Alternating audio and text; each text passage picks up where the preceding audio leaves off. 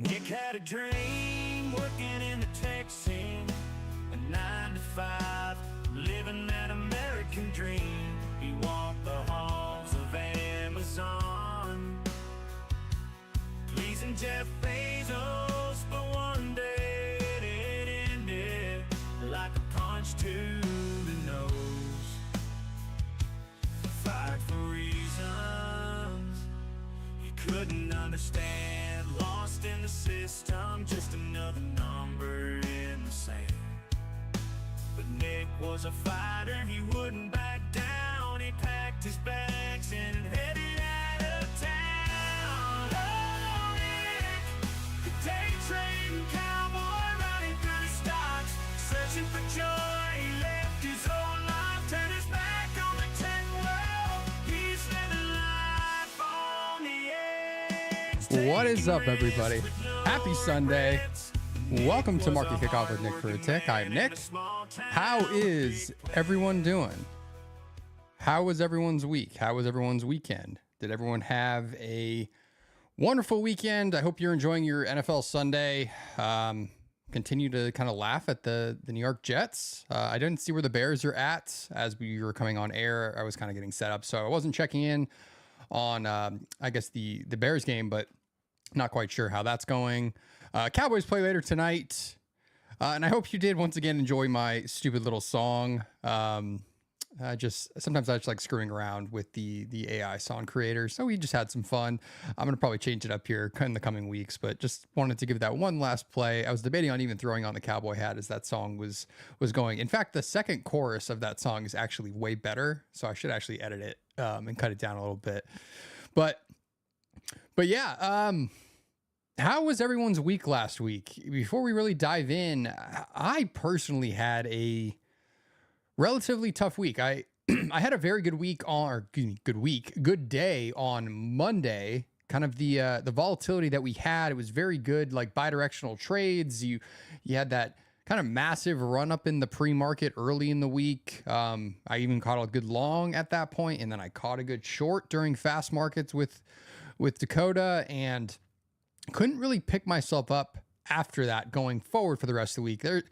There's a million things going on in my brain. As you guys know, I've got a kid that basically is on its way anytime I'm on call. The car seats are in the car, bags are packed. So we're now in the stage of at any time, my daughter could be born. So I think a little bit of that, as well as just some other things that have been going on in my mind that I've been kind of pressing trades, I guess, or not even forcing trades, but just kind of rushing into opportunities, which if you've ever seen me trade is not the norm. I don't usually jump into trades kind of randomly, and I definitely don't trade pre-market. And pre-market's been getting me in trouble the last few weeks, the last few sessions when I have traded it.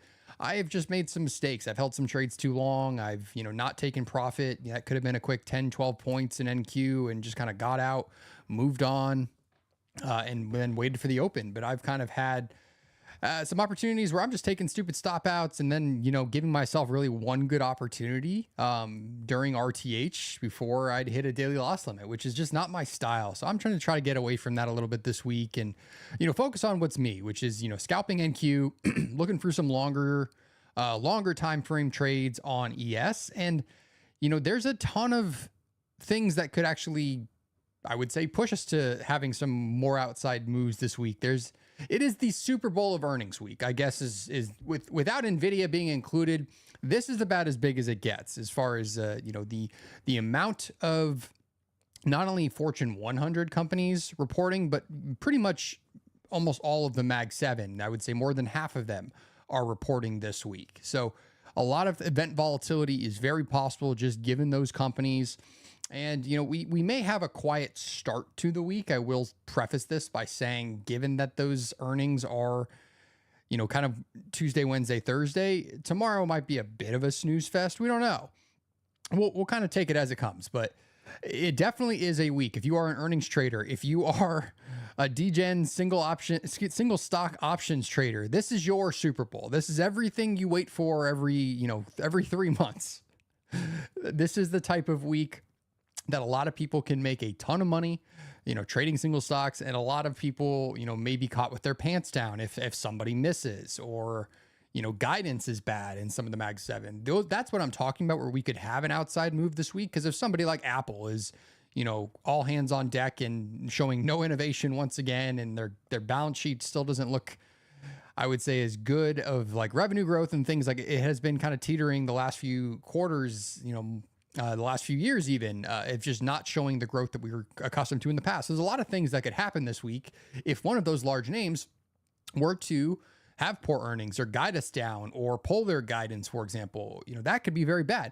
And if, God forbid, let's say all four of them that are reporting this week have stellar earnings, raise guidance, and are very optimistic for 2025 and beyond, then you should have no business stepping in front of that train. And we are going to 6,000 this week. I think that is very, very possible too. If everything is positive, there's no reason why those DGen options buyers that we were seeing and talking about last Sunday night, all the way up to 6,000 SPX, that those guys will not be paid this week. This is their Super Bowl as well. That is kind of what they're probably betting on, is that before maybe we hit all of the chaos and craziness that can happen going into the next 2 weeks, with the election day being on November 5th, it's very possible this is the week that we shoot to the moon, and I would not want to be in front of that. In fact, you should be looking to get along with them in the latter half of this week. So we'll talk more about earnings. We'll talk a little bit about what I was seeing in the options data at the end of last week, kind of on Friday. But as I said, guys, tough week for me. So, we bounce back and we move forward. I'm going to be trading combines in the early part of this week. I'm not going to touch my live account. I need to feel good about some trades. So we'll see if we can, pass another set of 5 combines for me, move on back to some XFAs, and continue doing what I've been doing for months, which is build them up, take payouts, and then being able to focus on my live account, because I think that is going to be my priority going into Q4. I'm going to be a little less in the weeds of trading, just given the life change that I'm about to go through. So I may be taking a bit of a step back just with my amount of trading in the coming weeks. For me, a good base hit early in the morning, I'm going to lock it down for the day and go be a dad. So, and with that, I'd rather do that in my live account than trying to, continue to pass XFAs, build them up. I'm going to focus on what matters and what I think is going to matter in the near term, which is, trading the live markets and continuing to move with trades that are on exchange. So we'll talk about more of that in the future. But for me, I'm going to be looking to focus on my live account going forward a little bit more. So I know that was a very long-winded introduction. If you joined us a few minutes late, thank you guys for checking in and catching us here on Market Kickoff, but we're going to dive in a little bit to some prep now. So looking at ES, we're going to start on ES. We're going to cover all of the big four if this is the first time you've ever joined us on Sunday evening. Thank you for coming in and hanging out. But looking at last week's volume profile, how we're going to kick things off here. Just as an eyeball, we didn't do a whole lot last week. We started up near the highs of this longer time frame range that we've been in, being 5,900s down to 5,800s pretty much was kind of the low of last week. And we pretty much closed right in the middle. So just eyeballing this, you have kind of a double distribution is how I would look at this. You had that larger aspect of volume that we traded out in the early part of the week. We sold down, came back, retested that same general area on Friday. And then once again, passive sellers in this 5,900s area pushing us back down. So with that in mind, I would not be shocked in the early part of this week if we were to get another test, pre-earnings. This is, because once again, everything, all bets are off after, Meta, Microsoft, Apple, Amazon kind of report in the middle of this week. If we are bullish and they have positive earnings, like I said, do not step in front of that. You should just be long, and you should be long until something changes. But in the early part of this week, looking at distribution from last week on ES, the area that kind of sticks out for me is going to be the 65s to kind of 57s spot on ES. So naturally, when I'm just looking at a rough, prep for the week, where am I thinking about where I could see buyers really stepping on the gas and where I could see sellers reoffering? Well, if we were to even just zoom in to Friday, looking at the kind of the violent move that ES had in the, kind of post Euro close on Friday, we sold all the way down, but then we came back up and we reoffered at this 60 spot, this kind of 58 to 60s on ES. It was just interesting to me, and it is the kind of the low volume edge, low volume node in the middle of this balance for last week, and I'm just kind of intrigued by that. And then looking even at, you know, as we zoom out to a longer time frame, that area in itself is kind of the value area high on the longer time frame as well. So just naturally makes sense as an area that you could see sellers looking to reoffer, or you could see buyers kind of continuing to initiate and push us back up to the highs of this range. So when I'm looking at my pivot for this week, I would like to see what happens in this general area. Do we see, you know, a very strong rebid out of, you know, any part of this lower edge of last week's range? And in this spot, if I'm seeing more buyers continue to step in, or do I see sellers like they were on Friday afternoon kind of reoffering in that 60 spot?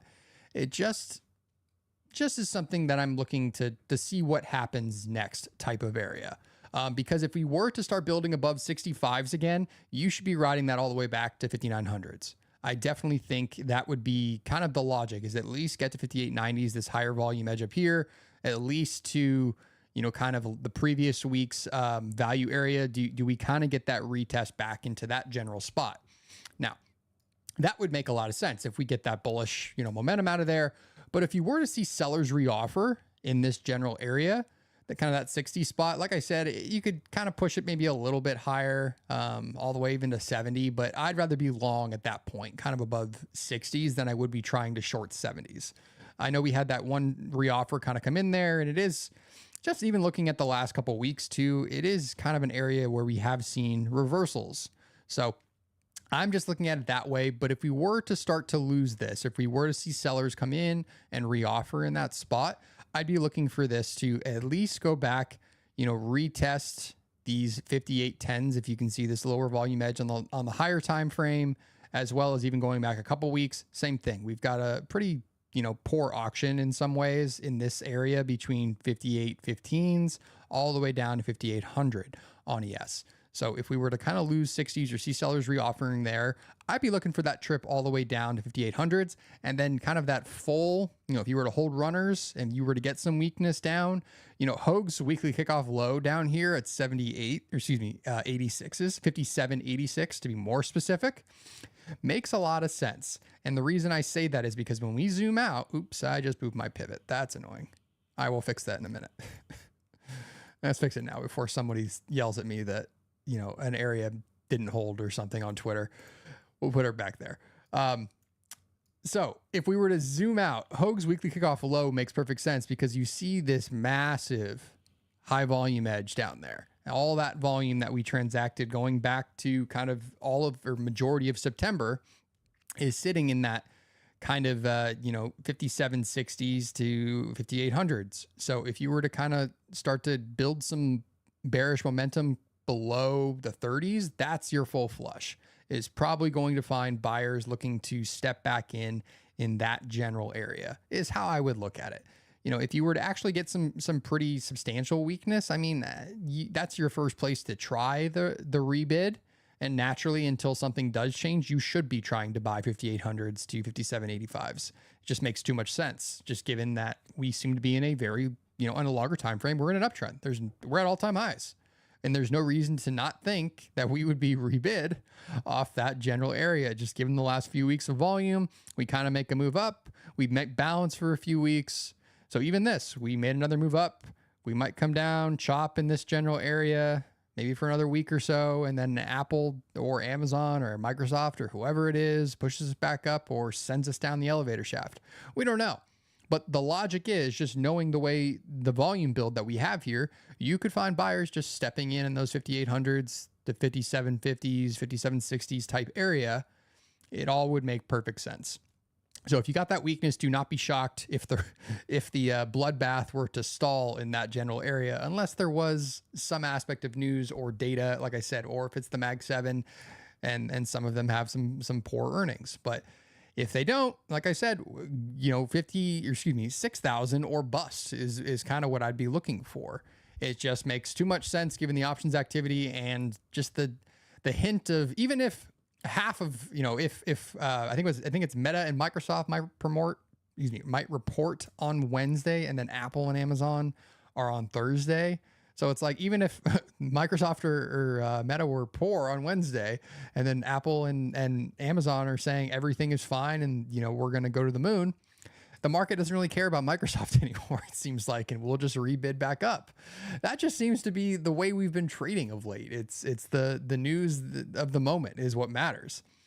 All right, so the markets are open here. Sorry, I lost track of time as we were starting our opening there.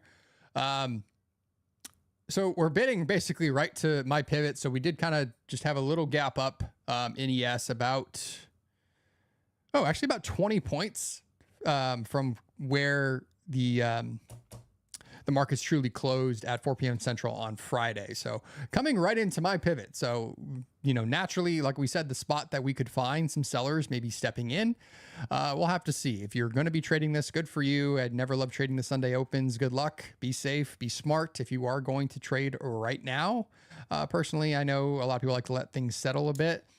Maybe even wait for slow markets to start. Dakota is back. So maybe don't jump into a trade right out of the gate. Who knows, though? I'm sure someone did. Let's jump over to the NASDAQ.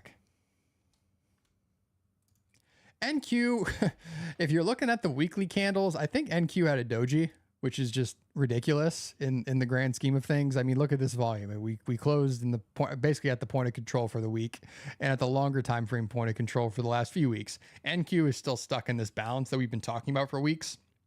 We did go make an attempt at kind of pushing through 700s. And sellers were right there on the tape to send us back down. And pretty much we talked about, needing to see volume build last week above 600s for us to go make that trip towards 20,800 as well as 21,000 and kind of go, retest the all-time highs in the NASDAQ. This is a week it's very possible, like we just said with ES, with all the Mag 7 reporting and with how resilient tech was on Friday. I don't know if anyone, ES looked weak during the latter half of the day, but NQ was holding up pretty much, and then rebid basically off of where we opened on Friday. And if you look to the Mag 7 and majority of tech, pretty much everything across the board was up at least 1%. I think Nvidia at one point was up like 3%. Everything was pretty much kind of in the 1 to 2.5 range, it seemed like, in those categories. So it was tough to see the NASDAQ. It just was like you were waiting to see tech kind of turn around. So and once again, we keep saying this, it's really hard to want to short the NASDAQ when you see the Mag 7 being bid like that on a Friday. It doesn't make any sense to step in front of it unless you're an idiot out of the open like I am. And then you just get chopped up shortly thereafter. But on NQ, given this distribution from last week and the last few weeks, in fact, it's a tougher read. And if I'm looking at this, where would you look at a pivot? It's probably this older point of control from last week, somewhere down here in the 300s before you'd really want to get too bearish. Yeah, maybe even 400, this low volume edge there. But I mean, realistically, I wouldn't. I'd rather try to short up here, kind of looking for a reoffer in this general area up at 6s if I were to see sellers once again trying to step in. But if not, like I said with ES, guys, with Mag 7 reporting, it's hard to want to short this unless something has changed or unless somebody reports poor earnings. It looks like it wants to go, all the way up here to 800, which I think is Hoag's weekly kickoff high. If we get above 6, if this is one of the other times where if we start building again above 6, I'm not shorting this. I have no interest until probably trying somewhere in the 21s, way further up. I just think this is a week where if we get some bullish momentum, do not stand in front of it. But if you were to get some downside, like I said, I think that the 4s to 360s, 370s would make sense as a spot to reoffer. We have to keep always talking. I feel like the elephant in the room being that kind of 530 level, which I think I've been screaming about for weeks at this point now, going back. Yeah, honestly, probably to this, at the end of September. Honestly, I've been probably saying, 530s because this same excess that we had above there. So I'm going to once again keep that number, that 530 spot in the back of my mind as just, let's see what happens there. And that could be for a passive bid, just being able to step in and try to long in that general area. Once again, because if you look at this on a multi-week time frame, on the longer time frame here, that is the value area high. So if we're going to continue to move up, you would like to see buyers stepping in between the 500s and probably those 550s, and 530s makes perfect sense as well, just because I think it literally is the value area high on the longer time frame. So I'd be looking for basically to step in and probably buy this in those areas. I'm not as interested in getting chopped up between probably the 450s to 400s. It's just been a lot of consolidation for weeks, pretty much in this general area. And no surprise, it's basically the point of control on this, multi-week balance that we've kind of been in on the NASDAQ. But if you were to lose this, majority of last week's range, would not be shocked if you went back and kind of retested the 20,100 spot, this low volume edge here. And that would basically be kind of where we were last week. So if you were to see a sell, that's the first place you might see defended. And if you were to lose this, your full bearish case, which I don't really think is going to happen, this very large outside move would probably be somewhere in this, 19,900 to 19,800 spot, where you'd find, buyers definitely coming back in. I don't think we're going to get anywhere near down that far this week. I would say 21,100 is probably the lowest I would go, maybe even 20,000 if we really got some bad news from tech. But you guys all trade NQ, I feel like, or a lot of people do. It doesn't take a lot of, it doesn't need to be over multiple days. We've seen NQ fall down the elevator shaft in a single session, 700-800 points. So if you do get weakness, I'm a big fan. If there's actual news, knife catching is a bad idea. You're better off reoffering if it is actually something that is driving the market down. If it's a passive sell like we had on Friday, by all means, guys, look for the right spot to buy the dip. But NQ, just given that it's 4 of the 7, reporting this week, it's just a great way to be pushed around in the, Wednesday through Friday this week. So just be aware. Like I said, we'll talk more about those earnings later this week or later in this the show. But so far, we are shooting up 70 points on the NASDAQ, like right out of the open, and that's with the gap up from. There wasn't really anything over the weekend. This is just kind of crazy to see. Already back into kind of the middle of Friday's range in the NASDAQ, almost. Yeah, pretty much in the dead center of that range. That's crazy. I don't know if there was any news or anything that happened already in the last hours, unless it's just, I could say the elephant in the room, or does the market, because I think Rogan's podcast might have done something. Does the market now start pricing in a Republican White House and a Trump victory? We shall see. Is that what this is? Is that what this positive rip out of the gates is? I do not know. That's the only thing I could think of personally. It's not like it's insane, but 0.5% up in the Sunday Globex Open with really no other things that have happened this weekend. Unless I'm crazy, guys, that could be the only thing I could think of. So if there's something else going on, guys, please do let me know if there's a reason to be bullish outside of potentially a Republican, win in theory, which would be good for most likely a lot of these organizations that we talk about and trade with every single day. So would not be shocked if that is the kind of the main reason behind this. But we'll jump over to GC.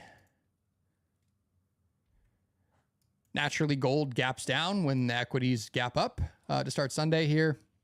But gold once again made that outside move to make a new all-time high last week, and is just continuing its march logically to the most natural place, which is going to probably be in the coming months. Could be the next 2 quarters, who knows, to 3,000 would be my guess. We had that violent sell-off, I think, on Tuesday in GC. I think it was Monday. I think it was Wednesday. I think I was on fast markets when it was happening. I just cannot remember if that was Monday. It was not Monday. We did have one on Monday too, but I think it was Wednesdays that was very violent. But for the most part, after we kind of made that all-time high, we've just been kind of chopping in last week's distribution. It just was a pretty balanced D-shaped profile. Looking at GC here, if you were paying attention last Sunday, we did talk about looking to rebid GC somewhere in the 20s down to the 2710s. Well, it looks like that first place you didn't even get to 20s. So somebody even front ran when I was kind of giving this, I think down to 17s is where I was saying. But, you had buyers once again step right back in those kind of lower 20s and push us all the way back up to kind of the meat of the value area from last week. So the same rules apply here, just like we've been talking about for weeks with GC. I'm not looking to short this. If you can catch the momentum trade to the downside, you need to know where you should be covering this, because this is not a multi-week type, downtrend that you're likely to get a super huge move to the point where, you could get a good 100 points on a GC short. So I'd be looking, if you were to try to short this with momentum, like this candle, these series of candles that we saw the other day, you got to know where you're going to cover. So once again, if you got weakness, you're probably going to find buyers stepping back in somewhere between the 2720s down to the kind of 2710s. I think this is Hoag's level of 2707 down here. I would probably look to bid around maybe 10, 11, just knowing that's the, previous week's value area high there. And by all means, if we were to fill in some of this volume from that breakout going back, what was that, the 17th? That is always a good thing, just to fill in some of this volume. You see markets do this. It doesn't mean it's going to be filled in the next session or the next month, the next week, but eventually a lot of the time these little, poor structures, breakouts, they get kind of filled in a little bit with volumes. You don't usually see that kind of structure all the time. So that's the first place I'd be looking to definitely buy out, like kind of with two hands, buy GC. But if not, your next spot would be around the 35s, 33s, 36s, 36.7s, which would be kind of the value area of low of the previous week last week, as well as 2 weeks ago's basically the high of kind of the week of like the October 17th. Yeah. Could not remember the day. So that would be your general reads there. But guys, I'm still as bullish on GC as I've been for the last few months that we've been doing this show. Yeah, I guess going back to August when gold finally broke out above 2,500. The same rules apply. Look for a spot to buy this. It can definitely be lower. It can definitely go down to 2,700s. And don't be shocked eventually if you get that kind of, larger sell on a weekly time frame. But it doesn't mean we're going, all the way back down to 2,500. I would expect a lot of these levels to continue to be defended on, the multi-week time frame here. If we were to go back down into 26s, 2680s, that would not shock anyone, just given this multi-week balance that we pretty much had in those kind of mid to high 2600s. So if you were to see that, I would expect buyers in the higher edge of that to step in and rebid GC. Let's jump over to Crude. Oh, look at that gap down. Now that's a move. That could be more Middle East, I would guess, if I had to wonder, because I know there was some news over the weekend of missiles and things like that going on. So I would not be shocked if that is kind of the logic behind here, just to create some more volatility in Crude. Let's zoom out, because that's a pretty wild move that I would not have guessed. But let's see where. Yeah, looking at Crude, guys, this is still a mess. It's still a multi-week mess with no perspective, direction, idea of, where do we go from here outside of let volume kind of drive it, and no areas that make sense to potentially step in and rebid and areas that don't. So where we kind of gapped down and reopened, it makes sense. Where we immediately kind of bounced off, where the bleeding stopped, just looking at this higher volume edge. Once again, using volume profile, nothing else, just as simple as where's the most volume being traded? Well, this gap down pretty much stopped right there around 67s and 6770s, 6780s, which would be this spot right here. A lot of volume traded there over the last few, weeks, months. So bleeding kind of stops there. So do you get a passive rebid to go retest, kind of the lower edge of last week? That would make perfect sense. Just first pass looking at this. I think we even gapped down below Hoag's weekly kickoff low. We did. That's crazy. So yeah, that might be the first place to try to step in and buy this would be in the 67, 70s, 67, 80s. Just knowing that there's multi-weeks of points of control in this general area. And if you were to get that rebid, your first place you're probably going to find passive reoffer is going to be right here around the 70s down to even the 6960s, kind of the bottom edge of this high volume node up here. I would personally be looking once again to probably long crude if I was going to trade it, just looking for the right spot. I'm not saying long it right here, right now, because it's very possible with that gap down and everything going on in the world. If you were to get weakness and continue to see that, if you were to lose where we just bounced off from here to start Globex, the 6770s area, there's no reason to think we won't go retest kind of the September low, or even down to 6580s, like a few points lower would make sense if you were to kind of lose that general spot. But personally, I'd rather buy crude in this general area than try to short it for that to go retest that low. At least just knowing that we continue to see buyers step in that general area down here, I think it's a safer long than betting on, crude Armageddon back down to the low 60s. But I don't know. This thing still is a roller coaster going back the last couple months. I don't know how you guys trade this. This is why I stick to the indices, I guess. I did almost take a crude short. Might have been Thursday pre-market. There was a nice move down, I think. Something was firing in my brain to want to short it. And I didn't because I don't trade crude. But something was telling me to do it. And I probably would have been right, but who knows? I don't remember where the entry was. It might have been like 72s or something. Yeah, I guess that would have worked, but whatever. I don't trade crude, and there's a good logic to trade things I just don't watch it like intraday enough, in my opinion. It's just not on one of my main charts. Maybe it should be, because there are so many days when trading ES or trading the NASDAQ that I'm just wondering, like, why am I trading this? Like, why am I still sitting at the desk? Why am I watching this? And then I look at crude like an hour or two later, and it's just trend day, momentum, rotations on both ways, like just tradable opportunities. A little bit of whipsaw for sure, but I'm so used to that in the NASDAQ that even just a more structured kind of bid and then reoffer versus whatever the hell the NASDAQ does sometimes, like in the pre-market on Friday and then the open and then sells off. It's just, sometimes you scratch your head on trading the indices every once in a while. And that was me on Friday.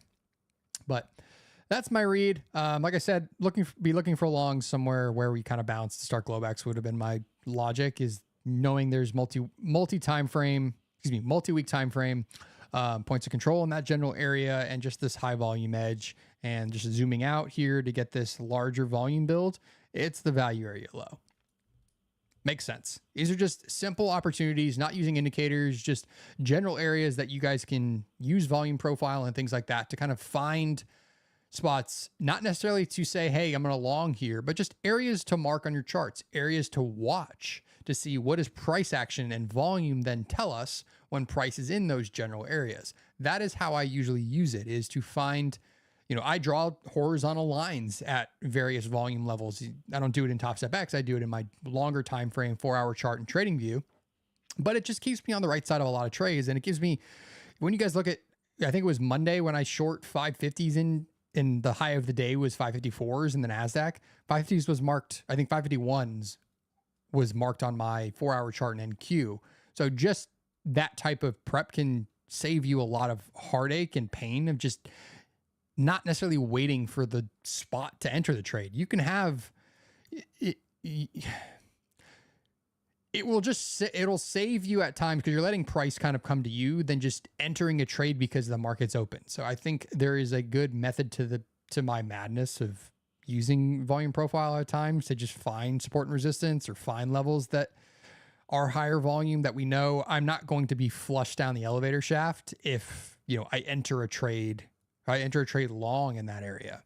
So anyway, let's jump back to ES, and then we'll get into some earnings. God, what a move at the open. It's still going. Yeah, I wasn't paying attention to the chat. I'm just going to go out on a limb, guys, and say that this is pricing in a Trump win. That's just that would be my gut, because otherwise I don't know how you explain it. Whatever you would call this, a 30-point gap up on Sunday with no other news, nothing positive over the weekend in theory. So I really do think that's what this is. And judging by what I've seen on social media, that is very a very possible assumption the market could be making. We'll see what happens on November 5th, but this could very much be a Republican, very business-friendly White House being priced in as a win. We'll see. Could be wrong. Like I said, if you guys see news or something else that was positive, maybe coming out of the semis or God only knows, throw it in the chat. But that would be my gut instinct here of what the market is doing here on the Sunday Open. So before we get into earnings, let's jump over to the economic calendar. Another lighter week, in my opinion. You do have JOLTS on Tuesday. You've got some bond auctions. The 10-year still is kind of creeping up, which is just something to, once again, not saying anything, not assuming anything. Just keep that in the back of your mind at times. That, you know, sometimes what's going on in bond land is interesting. And when you see things like that, I just pay a little bit more attention again to the bond auctions when I feel like I wasn't really paying attention to them the last couple of weeks. And now they're kind of back in my, you know, they're not in my rear view mirror anymore, I guess is what I'm saying. So we do have a 2-year note auction tomorrow. That might be worthy of something to see, just knowing the Fed's dot plot and how they are kind of forecasting more cuts in the coming years. That could be an interesting just one to note and might move the market. On Tuesday, like we said, we have JOLTS. You got Dallas Fed, retail sales, wholesale inventories, nothing crazy. We do have GDP this week. I did forget about that. GDP on Wednesday at 7:30 pre-market. And ADP employment change as well. We've got core PCE this week, which in a weird way, I feel like it matters, but doesn't matter anymore because we're off inflation, according to the Fed. You know, inflation defeated. But once again, the market's going to react in some capacity on Tuesday pre-market because you do have a lot of data. Just knowing that it's PCE, you've got jobless claims. And then PMI shortly thereafter. So Thursday morning, coupled with Apple and Amazon too, that could be an interesting day. We'll have to see. Friday, non-farm payroll and the unemployment rate. But like I said, outside of PCE, you've got a very normal average week. I feel like a lot of us are very used to these type of weeks. You've got a couple big ones.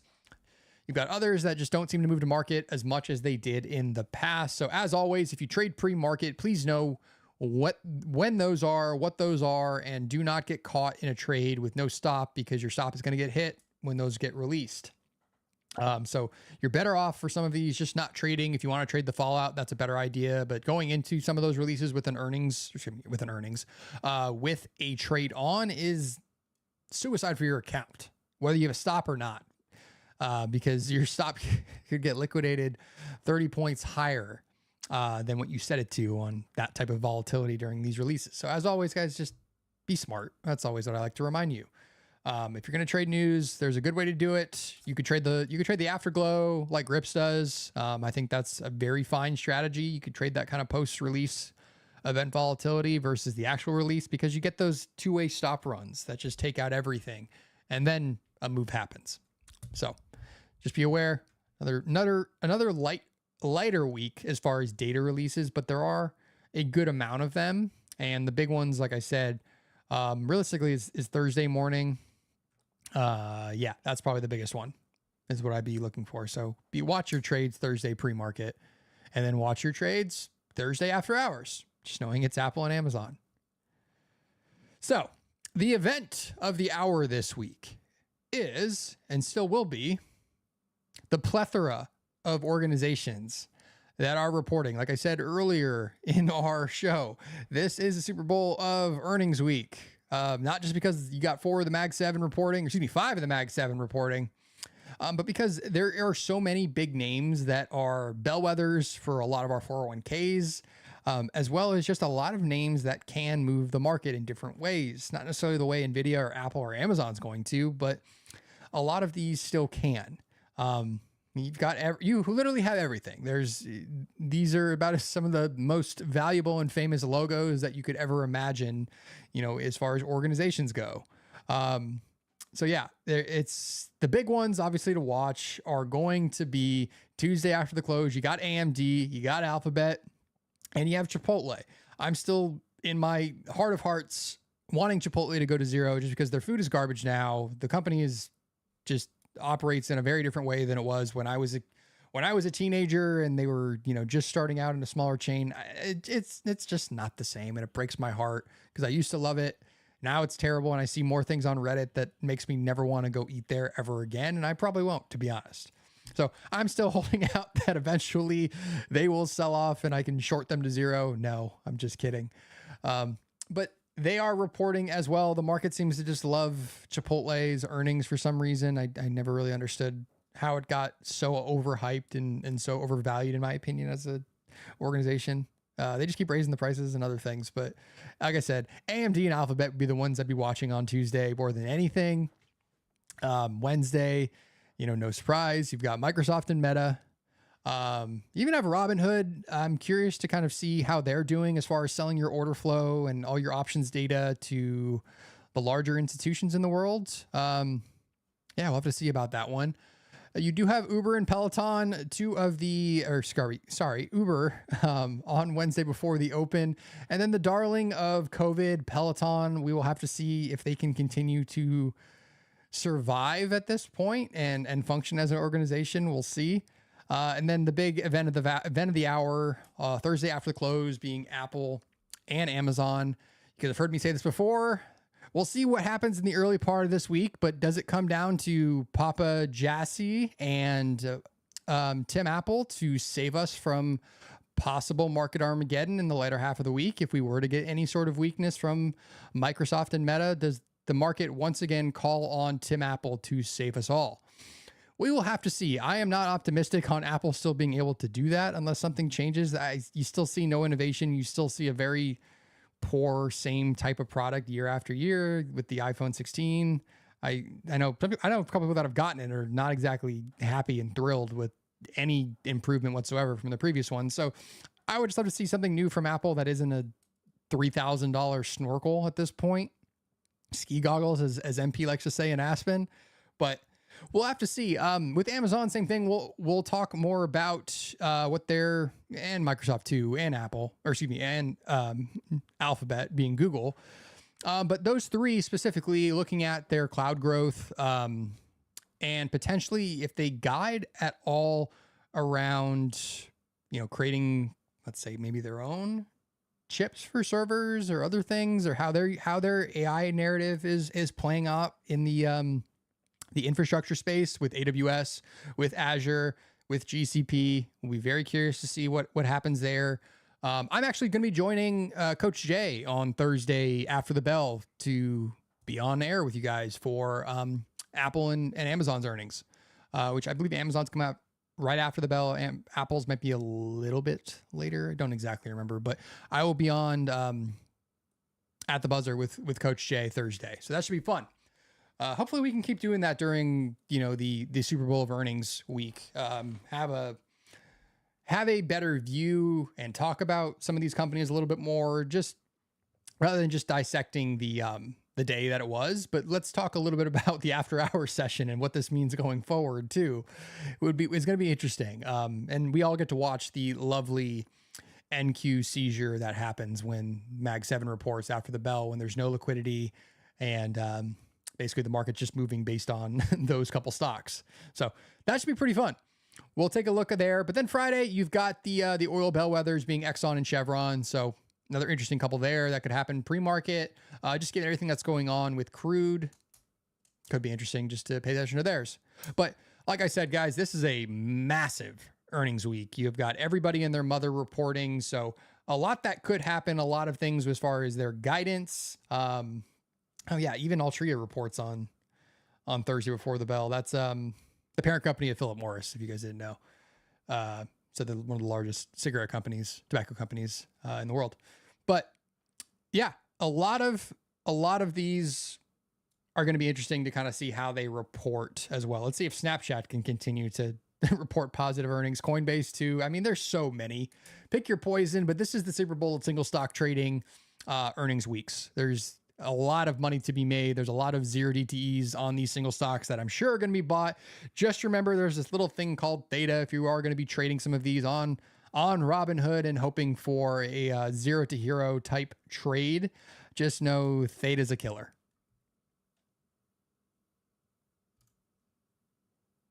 And implied volatility. All right.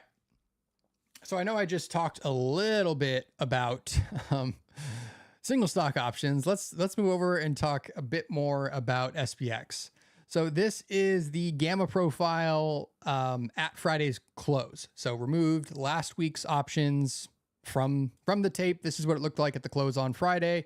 And as we talked about last Sunday, we still see all that degen gamma exposure to the call side or to the north side, the positive side, however you want to look at this data at this point, skewed all the way up to 6,000 SPX. And this is what I keep talking about, guys. If we get legs above 5,900, and we haven't the last 2 weeks, but if we do, that is where we're going. There's no reason to think we're going to find any passive sell in the 5,900s when you've got Mag 7 reporting this week and you see this type of exposure to the top side going into those earnings releases. It just takes, a couple percentage points from each of those, and we very easily could be heading towards 6,000. And if we get above, I think it's 59.15 basically, you should be joining in that party. So we'll see. We're basically opened up inside or below the previous week's range slightly on ES. So we'll have to take a peek, but there is so much up here.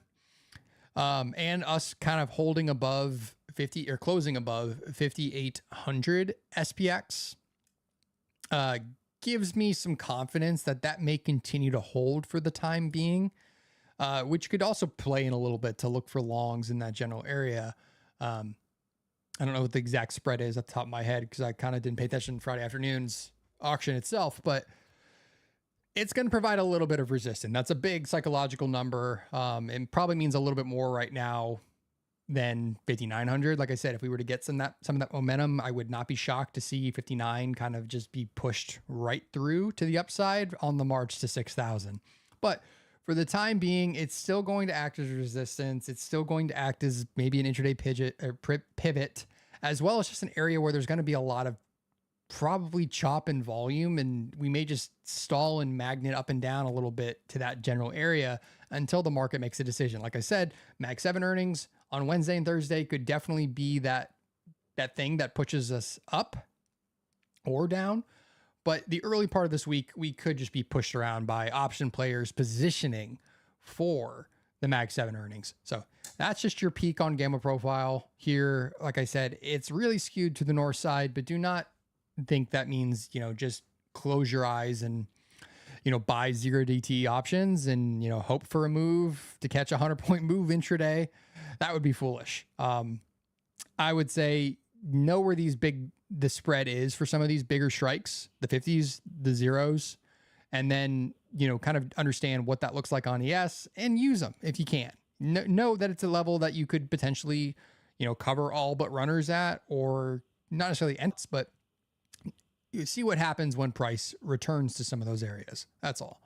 But looking at this, yeah, it's hard to be too bearish until something changes. And then knowing that we're ripping out of the gate here, potentially pricing in a Republican win is, all roads lead to 6,000 is what I will say. We'll have to see, but it's a week that could very well happen and make perfect sense, just given this bid out of the Sunday Open and, how it seems like the world is potentially reacting to somebody going on a podcast. So yeah, we'll have to see. But just knowing that and knowing what's on the docket for earnings this week, it's hard to be too bearish, guys. I'm just being honest. And you guys know me, I love to sell this pig of a, all-time high market down and take my points, but I am not shorting that with a hope for, financial Armageddon here. I'm shorting that hoping for 30 to 40 points on NQ. It's a little different.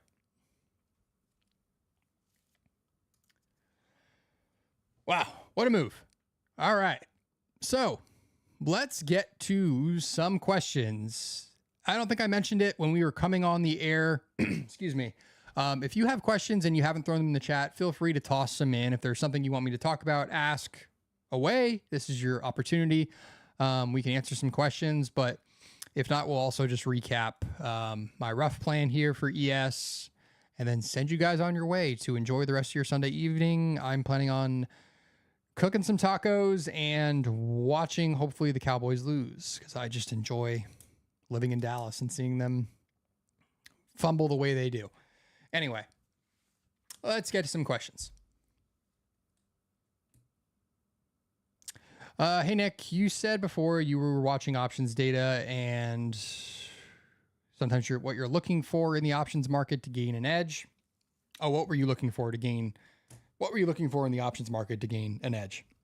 So I like to look at, like I said, that gamma data is helpful for me. I like to try to not overthink it and look at like real-time order flow at various, strikes in theory, just because it becomes just so much noise, because then you're trying to figure out who's a market maker, who's a retail participant, which are institutions. It just gets a little wonky when you really get in the weeds of gamma data. So the better aspect is to just know that it's a larger pool of liquidity, regardless of calls or puts. And then look at single stock options flows, whether it's on a 0 DTEs or the longer time frame. That's kind of what I use. So for me, I'm looking at NVIDIA, looking at Tesla. I am looking at, kind of the rest of the Mag 7. And then just looking at, kind of intraday, like SPY flow, a little bit, like, is it bullish? Is it bearish? Which side's winning? What strikes are being bought? Same thing. I'm looking at that a lot of the time on a gamma profile, but it's a way that you can not necessarily gain an edge, but just understand order flow. I look at order flow different ways. They could also be just looking at volume and delta on, ES. That's a way to look at order flow if you understand how to read it, but it's the same logic. I'm just looking at volume, and the volume at that point is volume at certain strikes for various single stocks or certain ETFs. That's how you can use it to your advantage. If you get too in the weeds, it's going to become noise. It's going to become a distraction. Volume and price action is going to roll all else, but it can give you confidence to hold a trade. It can give you reasons to get out of a trade, to cover a trade. If you were to see flow completely flip, that is a reason to get out. But if you're interested, there's a ton of free information out there just to start understanding how to look for it, how to read it. And I'd recommend starting there.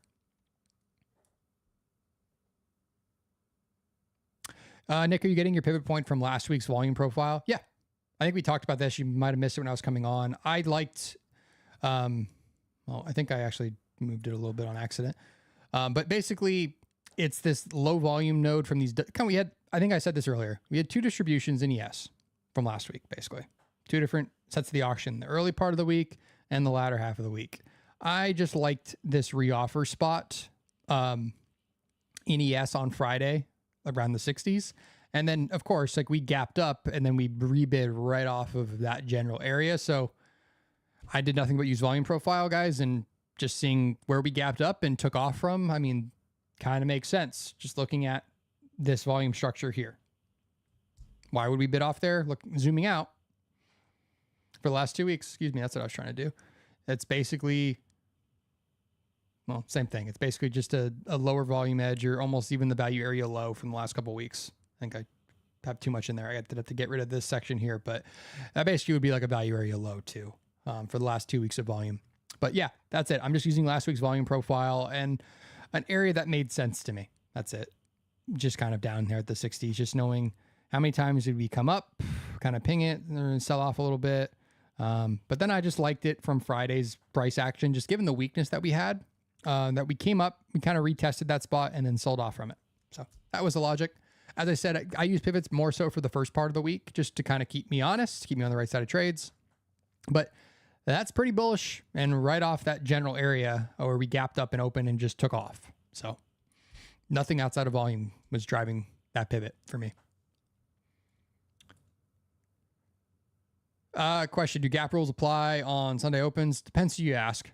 So for me personally, I like to look at that gap being filled eventually, and whether it's this week, next week, the week after, in a month, those gaps tend to be filled. I always keep them in the back of my mind. Sunday open gaps usually are filled in the week. I don't have data to back that up. It's just something I think psychologically I've just observed more. They tend to get filled, and they tend to be filled somewhat quickly. I will say there have been a few, I think, that last a couple weeks, but I hate Sunday open gaps because they just always like stick in the back of my mind that eventually the market's going to fill it. And yes, that is true. But it doesn't have to fill it today. It doesn't have to fill it tomorrow. And it does not have to fill it this week. So just keep that in mind. But I treat them as regular gaps, and I will be looking to eventually take a short and then cover somewhere around that gap fill.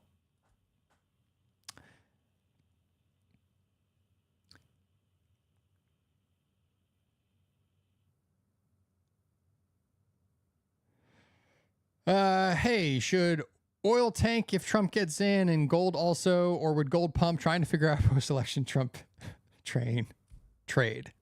I have no idea. I am not a longer time frame trader. I don't have a good edge or read. Like I said, I am very bullish gold regardless of who's in the White House right now. I think it's going to 3,000. Doesn't matter who wins the election. That is just a longer time frame trade idea based on the inflation cycle that we were in. That is a thesis going back to, from 2020 on, to be looking for gold to be at 3,000. I have no edge on crude because I would have guessed, the stuff going on in the Middle East, we would have probably gapped up like equities did, but we gapped down. I know nothing about crude. I'm a terrible crude trader, it seems. But I don't have a good read on what that could mean. Like I said, the market likes to, price these things in, but we can't make any distinction. We're 30 points higher. We've been open for 40 minutes. It's hard to get too in the weeds and think much more about this. Is just an immediate algo reaction to potentially a Republican win, and so naturally they're just going to bid it. It's hard to look much further than that right now. Well, we'll see what tomorrow and the early part of this week is. If we start marching back at a 5,900, I would say it's pretty safe to assume without any other news, the market is pricing in a Republican win. But we'll see tomorrow. Have to kind of wait for volume to return. I don't pay too much attention and care what Sunday Globex does unless there is like true news.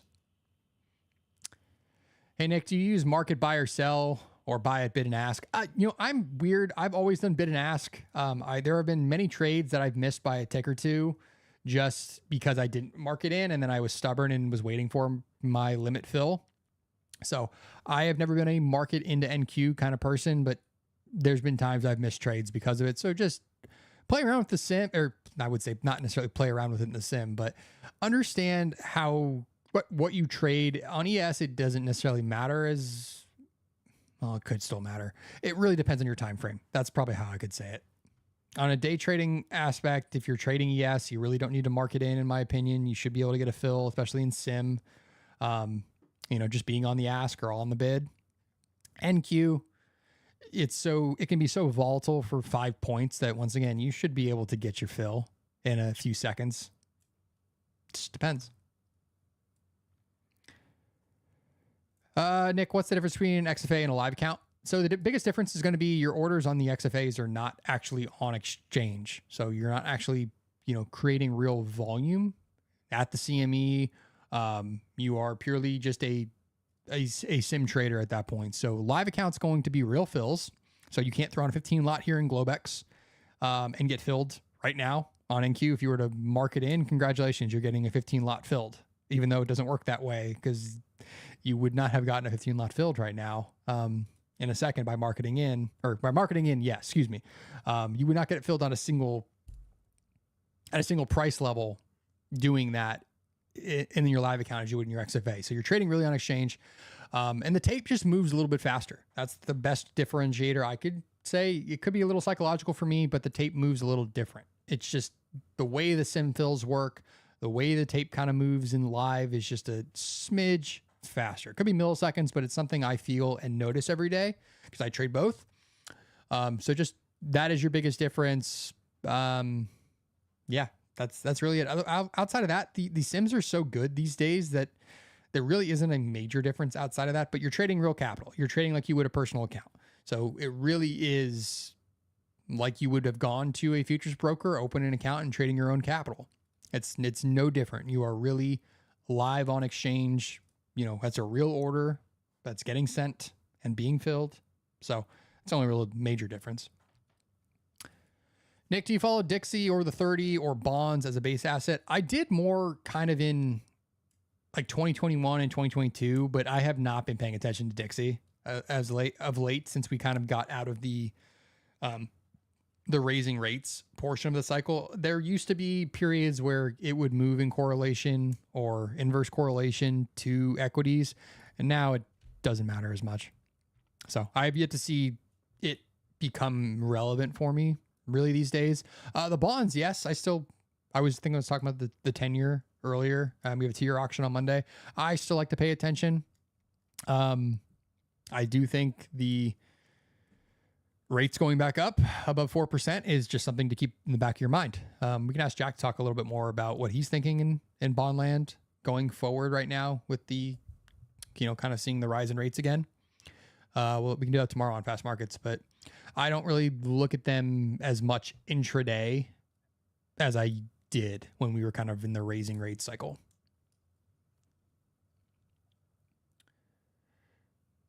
Nick, on Topstep X, do you use the RTH function, or if so, how do you know how to get RTH on the daily bars?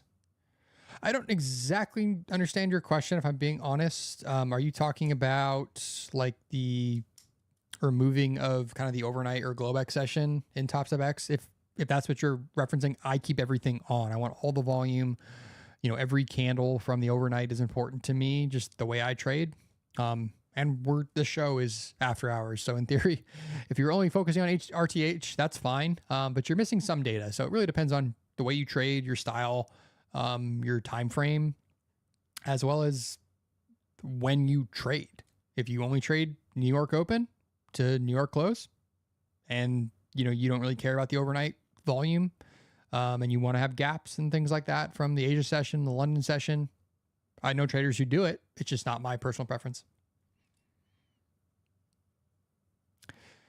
Hey, Nick, is the fresh volume profile more important than an old volume profile? All volume matters. Jay likes to say levels, there are certain levels that mean something to somebody.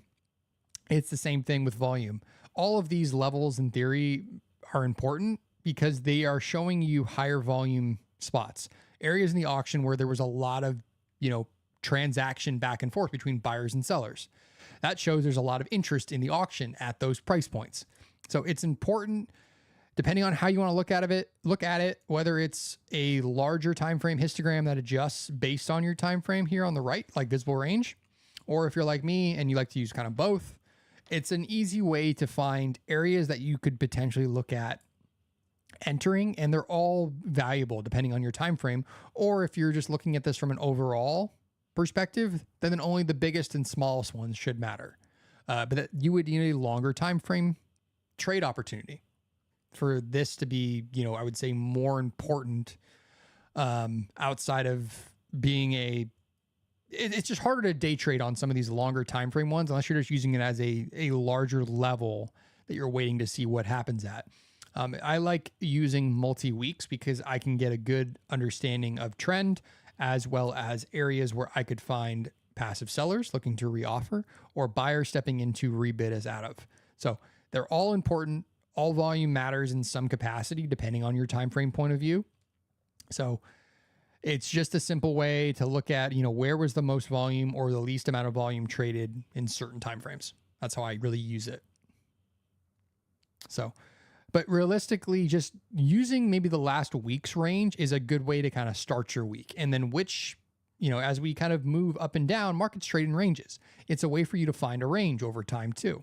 And then you can do, you'd be looking, like if you were a range trader, you might have looked at last week's volume profile here, or 2 weeks ago, excuse me, and then saw us make an attempt to go retest the previous week's point of control in the early part of this week in ES. And you saw us fail before we got to, 5907s, 5910s even, like all this other volume up here. And then once we kind of failed and started, like you seeing sellers step on the tape, you might have gotten short with them. And then you would have caught a huge trade all the way back down. So that's how way you can kind of use the previous week's volume in theory to find a trade. You can understand where we may go to, where was all of that volume from the previous week. And then you see sellers stepping in, great. You could, buy that. Or even going back 2 weeks for last week's volume profile. You have the point of control here. You could have logically thought that's a spot buyers could potentially step back in. So you get that sell. Obviously you had a lot of excess here, but then you came back past the rebid. We sold off.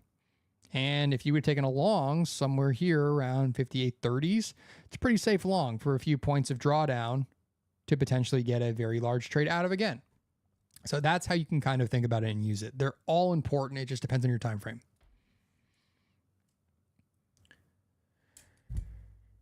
Hey, Nick, what do you think about the 5-minute opening range breakout for a quick 10-point trade? I've seen it work. I use a 5-minute opening range on ES as well as a 30-minute opening range on ES. On NQ, I've really been playing around with the 1-minute opening range. But yeah, I'm a big fan of the shorter time frame opening range breakouts or breakdowns, kind of in, and then them acting as support and resistance for the session too. I think there's some data behind it. I'm trying to just back test it a little more myself on NQ, kind of looking, not necessarily I'm not taking the trade, but I have my chart set to, populate that rectangle for me for the 1-minute opening range NQ. And then I like to look back at it, an hour or 2 hours later, or even at the end of the session, and just kind of see how many opportunities did it give throughout the day. And then trying to, formulate trades based on that going forward. But for me, I haven't been using it long enough on the 1-minute time frame because I really was a 5 and 30-minute trader, even on NQ for a while. So I'm screwing around with the 1-minute. I think there is something to it on the NASDAQ. I don't think I'd use it on ES because you might get a 2-point range and then it's kind of worthless. But on NQ, you could get a, 30, 40 point candle on the 1-minute, and it may make sense to establish a top and a bottom or a mid that could potentially offer a reoffer or a rebid or whatever. So I think Jay was covering Dakota's show, and I told him to look at the 1-minute opening range when he was talking about maybe the 5-minute or maybe the 30-minute something. And we were both kind of like, wow, yeah, there was like 3 opportunities you could have taken in the first 15 minutes based on that, the high and then the mid, and it really wouldn't have given you any drawdown. So there's something to some of those. Like I said, I like the 5-minute for ES, but playing around with it more. And I think that's one thing we all should do, is continue to not necessarily take trades based on a new theory, but just back test it, observe it, see if it fits into your risk. And, if it works and you kind of like, it after a longer period of testing, or you can just visually evaluating it, take the trade, man. I think it definitely can work. On a 5-minute, you may get that kind of breakout to the trend day side trade. I mean, Friday you had no chance because we were just up and gone in 30 seconds, but that's kind of another logic where I'm looking at the 1-minute, because I feel like a lot of trend days and NQ can start that way, where it breaks out maybe 20, 30 points out of the gate, and then it never comes back that far down. And then you can kind of see that as a breakout, potentially a trend day that could, be setting up with single prints out of the open, things like that. So the more days we have, the more I can kind of get a better perspective on it too. I can also back test and run data on it, but I am not that guy. Unfortunately, I have a lot of people smarter than me that tell me random data facts, and I will repeat them and use them. For example, when there's more than one set of single prints, they're usually only filled about 12% of the time intraday. So take with that what you will. That was from a mentor of mine that loves to run data. And he's one of the smarter traders that I know. But I am trying to get more in the weeds with some of these strategies and data behind taking trades for some of these breakouts, breakdowns, and rebid opportunities, like how successful they actually can be on a longer time frame.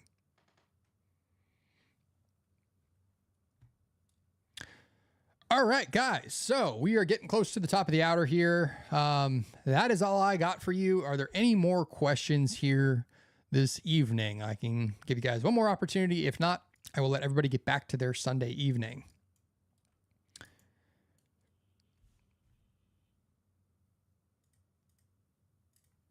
Nope. All right.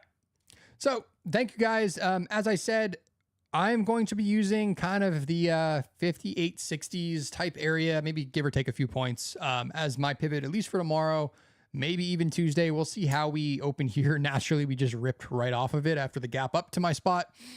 So that's trading for you. That's why we do prep. Something as stupid as the gap up right at your pivot is pretty telling, but at least it's at least it didn't just overshoot it, or, this area made no sense. You guys kind of get my logic here and why I do things, how I do them, and an easy thing that you guys can replicate just by looking at the previous week's volume profile and then just finding an area in the auction, at least for the early part of the week, that may make sense to interact with or look for buyers or sellers to step in. So you get the method to my madness here of how I at least look at setting my own pivot for the early part of the week.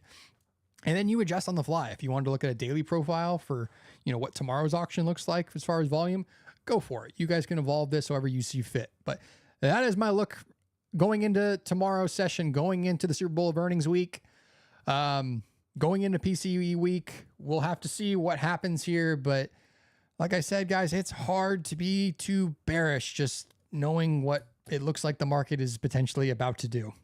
Keep that in the back of your mind. Trade safe tomorrow. If you cannot get enough of TopstepTV, Coach Dakota is back tonight. He will be hosting his slow market show here at 7:30 Central Time. So just in about an hour and a half, about 90 minutes away, you can hang out with him, probably see him take a trade. I'm sure I would not be shocked if he took a trade. But it'll be good to have him back. I know he's been feeling better. And I believe today's his birthday too. So everybody please wish him a happy birthday if you're going to be hanging out with Coach Dakota here on Slow Markets. But if not, I will see you all bright and early tomorrow morning on Fast Markets with Coach Dakota. Hopefully we can find some good trades. But thank you guys all for tuning in. Everybody have a wonderful Sunday evening. Go enjoy some Sunday Night Football and watch the Cowboys lose. Hopefully go eat some good food. Go spend some time with family.